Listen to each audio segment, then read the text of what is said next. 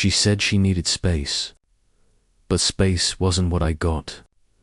Weeks went by, and I watched her smile for someone else online, someone she called just a friend. I said nothing. I stayed silent until the day she showed up at my door, thinking everything could go back to normal. That's when I told her, not with you. When she first said the words, "I need space," it didn't sound like a demand. It sounded more like a plea, soft, fragile, as if she was asking for air after drowning in something too heavy. We had been together for almost 3 years at that point, and I knew relationships could suffocate when routine became cement, when the laughter that once spilled out naturally got replaced by sighs and long silences. So I nodded, gently, pretending to understand. I told her I respected her wish. I told her I could wait. But inside, a storm already started to form. At first I thought space meant time for reflection. Maybe she needed solitude, a chance to rediscover herself outside of me. Maybe she was caught between who she used to be and who she was becoming with me. I convinced myself this was healthy, even noble. Didn't everyone say strong couples survived only if they could also survive apart? So I gave her space. I stopped texting good morning every day. I didn't send her the little pictures of my lunch or the memes I thought she'd laugh at. I didn't call late at night just to say I missed her voice. For the first time in years, I tasted silence. It was bitter. The first few days, she still responded if I reached out. Short replies, nothing too warm, but not cold either. Then the responses slowed down. A day without hearing from her stretched into 2, then 4. Soon I was left scrolling through her social media, clinging to whatever crumbs of her life she decided to display for the world. That's when I saw the first picture. She was at some rooftop bar I didn't recognize, her hair loose in the wind, smiling with her head tilted slightly, toward a man I'd never seen before. His arm wasn't around her, but his body angled toward hers in a way I couldn't ignore. The caption read, "Good vibes only." My chest tightened, but I told myself not to jump to conclusions. He could be a coworker, a friend, someone random at the bar. After all, she had said she needed space. Not that she needed someone else. But the photos kept coming. 2 nights later, another shot, this time of her laughing, holding a glass of wine, and the same man in the background. The comments below flooded with emojis, friends writing, "You look amazing," and "living your best life." And I, the man who had once been her best life, sat in my dimly lit room, staring at the glow of my phone like it was mocking me. I stayed silent. It would have been so easy to type a message, "Who is he?" Or "I thought you needed space, not someone else." But I didn't, because some part of me wanted to see how far she'd go. Because some part of me believed that silence was stronger than begging. Weeks passed. Weeks of her uploading. Pictures, coffee shop mornings, late night drives, city lights with him always somewhere in the frame. Each photo was like a blade slipping between my ribs, but I refused to bleed out loud.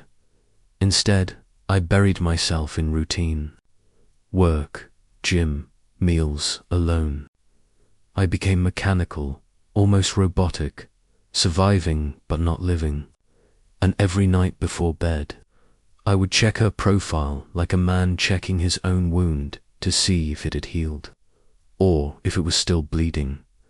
I started memorizing his features, his crooked smile, the way he dressed casually but deliberately, his messy hair that somehow looked styled.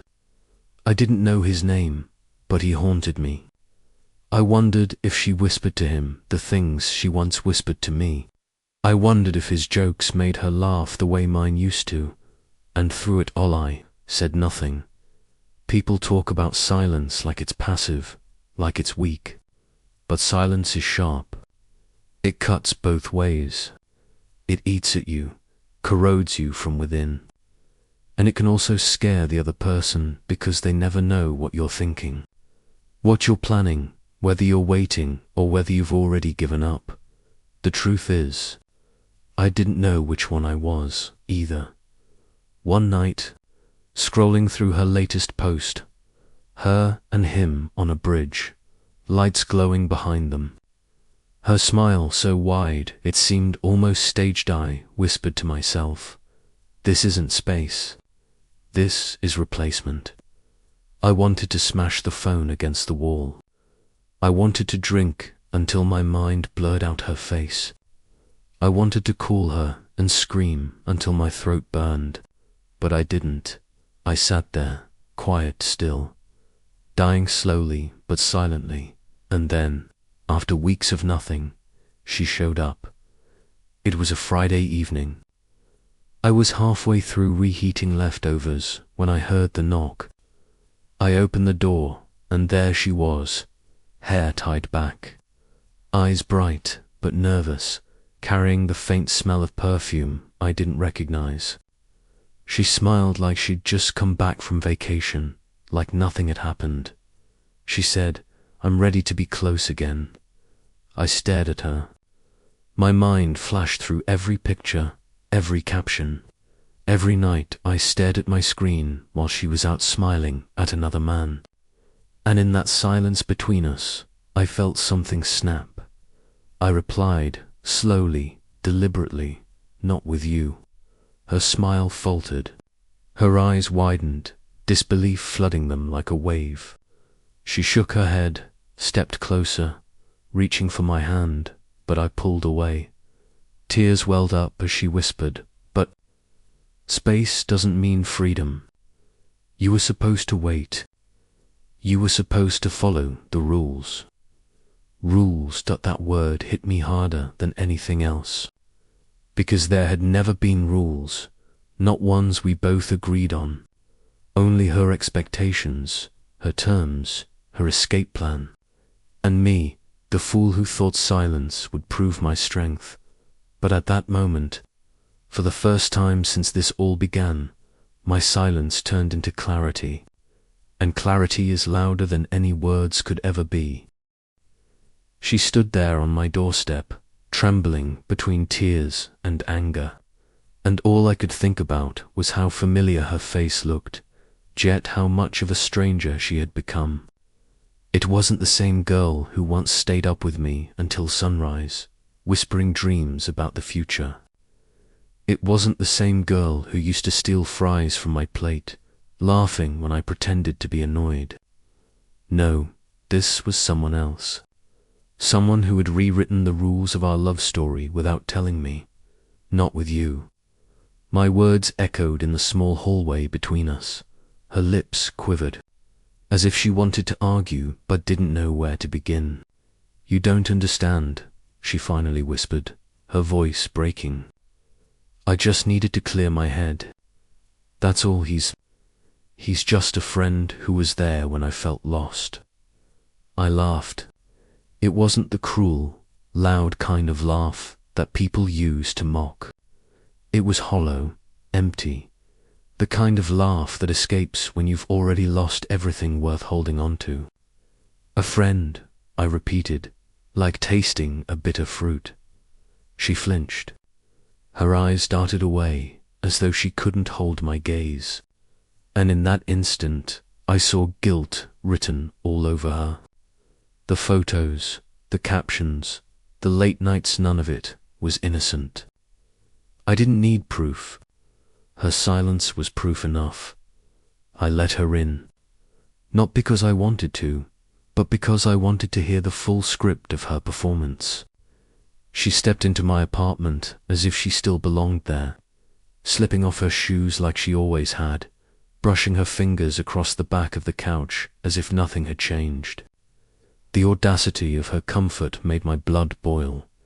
She turned to me and said, This break was supposed to help us. I thought you'd wait. I thought you'd let me breathe. But you didn't trust me enough. I stared at her, stunned. Didn't trust you, I muttered. You spent weeks parading around with him in every photo. You call that space. You call that breathing. You call that love. Her eyes filled with tears again. She reached for me, but I stepped back. You don't get it, she said, desperation creeping into her tone. I wasn't replacing you. I was testing us. I wanted to see if what we had was strong enough to survive distance. I couldn't help but shake my head. Testing us. Love isn't an exam you can cheat on.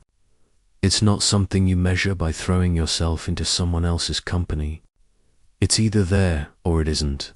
Her tears spilled over then. She sank onto the couch, burying her face in her hands. I watched her shoulders shake with sobs, but instead of pity, all I felt was exhaustion. Weeks of silence, weeks of swallowing my rage, weeks of watching her betray us in plain sight. There was no sympathy left inside me. I sat across from her, my voice low but steady. Do you even know what those nights were like for me? Sitting in this room, staring at your smile in someone else's frame. Do you know what silence tastes like when it's forced down your throat every single night? She lifted her face, mascara streaking down her cheeks. I thought you were stronger than that, she whispered, and that was the moment I realized the full truth. She hadn't just tested me. She had underestimated me. She thought my silence was weakness. She thought I'd be waiting here, like a dog loyal to its leash, ready to forgive as soon as she called me back into her orbit. But silence had changed me. It had sharpened me. It had burned out the naive hope I once carried like a torch. I stood, pacing the room. You wanted space? Fine, you got it. But space isn't something you get to put on pause when it's convenient. You can't disappear for weeks, rewrite our story with another man in it, and then come back demanding the ending you want. She was trembling now. So what? This is it. You're just done. I stopped pacing and turned to her. I was done the moment you stopped being honest with me. The silence that followed was suffocating. The same silence that had lived between us for weeks was now alive in the room, pressing against the walls, pressing against my chest. She looked around my apartment, the photos of us still on the shelves, the mug she always used sitting by the sink, the blanket she wrapped herself in on cold nights draped across the chair. This is our home, she said softly, like a final plea. No, I corrected her. This was our home. Now it's just mine. Her tears fell harder. She stood, walked toward me, and for a second I thought she might collapse into my arms. But I didn't move. I let the distance stay, the very distance she had demanded. She whispered, "Please, don't do this." But I already had. I opened the door. She stared at me like she didn't recognize the man standing there. Maybe she didn't. Maybe silence had made me unrecognizable, even to myself. Slowly, painfully, she picked up her shoes, her purse, and stepped out. As the door closed behind her, I leaned against it, my chest rising and falling like I'd just finished a marathon. I should have felt relief, freedom, victory, but instead, all I felt was hollow. I walked through the apartment, touching everything she had touched minutes before, tracing the ghost of her presence. And then I sat back down, staring at the empty space where she had been crying. The storm inside me didn't fade. If anything, it grew louder, because endings aren't clean. No matter how decisive your words are, they echo. They rot in the corners of your memory, resurfacing when you least expect them. That night, I couldn't sleep. I scrolled through her profile again, expecting to see another photo, another caption, another smile that wasn't for me. But there was nothing new, just silence.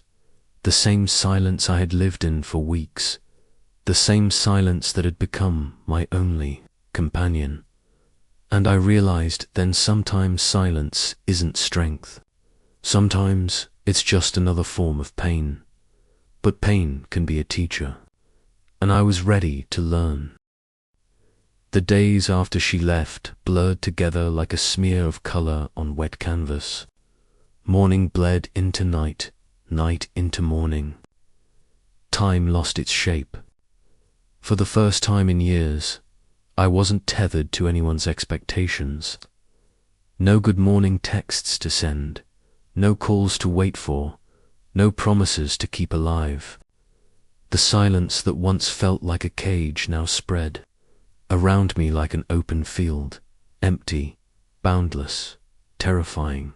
I thought freedom would feel like oxygen rushing back into my lungs. Instead, it felt like walking into a vacuum where every sound of my own footsteps echoed too loudly. I kept waiting for the weight to lift, for anger to dissolve, for sadness to fade, for clarity to bring peace. But what I found instead was something I hadn't expected. Grief. It wasn't grief for her, not exactly. It was grief for the man I used to be with her. The man who believed promises had weight. The man who thought space was an opportunity for healing, not an excuse for betrayal. That man was gone. In his place was me, harder, quieter, but not yet whole. I tried to distract myself. I drowned hours in work, buried myself in spreadsheets and late-night emails, anything to keep my hands busy. I went to the gym more often, lifting weights like I could bench press the ache out of my chest. I met up with friends who had been pushed aside during the relationship, but their laughter felt foreign, like a language I'd forgotten how to speak. And yet, every night, when the city outside went dark and my apartment turned into a hollow box, my mind betrayed me. Images of her would return, uninvited, her smile in those rooftop photos, her eyes wide with tears at my door, her voice whispering please. I hated her for invading my silence. I hated myself for letting her. One evening, maybe 2 weeks later, my phone lit up with her name. My chest tightened before my brain even processed it. She hadn't called since that night. For a second, I considered ignoring it, letting it ring into oblivion. But curiosity, no, habit made me swipe to answer. Her voice was soft, broken. I just wanted to say, "I'm sorry." Those words, so simple, almost shattered me, because they were the words I had needed weeks ago, before the silence, before the photos, before everything unraveled. Hearing them now was like being handed a bandage after the wound had already scarred over. "I don't know if you mean that." I said flatly. "I do," she insisted. "I didn't realize how much I'd hurt you. I thought space would make us stronger, but I see now, it destroyed us." Hemet was nothing, I swear. It was stupid, reckless. I wanted attention, and he gave it. But it didn't mean anything. "You're the only one." I cut her off. "Stop." There was a long pause on the line. I could hear her breathing, trembling. "Please, just let me explain." "There's nothing to explain," I said, my voice steady, almost calm. "You wanted space. You found it. You wanted freedom. You took it. But now you don't get to come back and rewrite what those choices meant." She started crying again. The sound pierced me, clawed at the walls I had built, but I held them firm. "I know I don't deserve another chance," she sobbed, "but I can't stop thinking about us. About you. About everything we had. Please, can we just talk? One last time." I almost said yes. God, I almost gave in. Because the truth is, love doesn't die clean. It lingers in your veins. It hides in your muscle memory. It whispers in your weakest moments. But then I remembered the nights I spent alone, scrolling through her life on a screen, watching her smile for someone else. I remembered the silence that hollowed me out. I remembered standing at my door, finally telling her not with you. And so I whispered back into the phone, we already talked. We already ended. There is no us anymore. Her sobs grew louder, but I didn't stay to hear them. I ended the call. That was the last time I ever heard her voice. Days turned into weeks. Weeks into months. Slowly, the storm inside me began to settle. The photos of us in my apartment came down. The mug she used sat untouched until I donated it. The blanket she loved was folded and tucked away into a closet I never opened. Piece by piece, I reclaimed my life, but silence still lingered. Not the suffocating silence of being ignored, not the silence of waiting for someone who would never show up. This was different. This was a silence I chose. A silence I could fill with my own voice, my own thoughts, my own plans. One night, sitting on my balcony as the city hummed below, I realized something profound. Love doesn't always end with fire and screaming. Sometimes it ends with a whisper, a quiet moment of clarity when you finally choose yourself. And that's what I had done. She may have cried about rules and space and expectations, but I learned my own rule in the end. Love without respect is just possession, and I would never again allow myself to be possessed by someone else's uncertainty. The silence had been painful. It had broken me in ways I didn't think I could recover from, but it had also rebuilt me, stronger, sharper, wiser. So when people ask me why I didn't fight harder for us, why I let her go without a dramatic scene or second chances, I tell them the truth, because the loudest answer I ever gave her was in the quietest words I spoke, not with you, and that was enough.